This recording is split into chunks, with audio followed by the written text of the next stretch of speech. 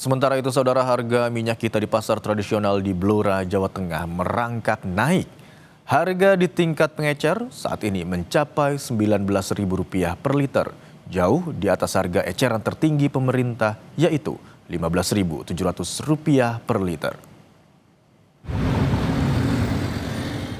Jelang Hari Raya Idul Fitri, kenaikan harga mulai terjadi pada minyak goreng jenis minyak kita.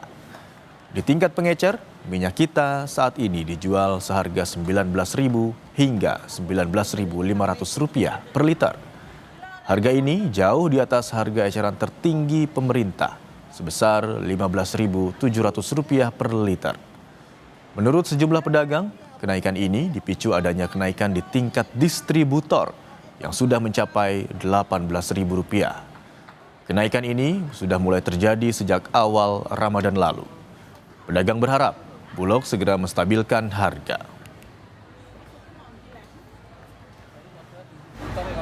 Saat ini, Bu, harga minyak kita saat ini kami gak dapat harga subsidi, tetap jual mahal. harganya dijual berapa itu? Ini 19.000. Kenapa, Bu, kok mahal itu, Bu? Ya mahal lah, kulaknya mahal. Tulaknya udah berapa itu? Kulaknya udah 218. Mahal, tidak sesuai dengan netnya. Berapa, Bu, dijual jenengan? Saya itu kalau jual 19,5. Dasar harga netnya itu cuma 15.700.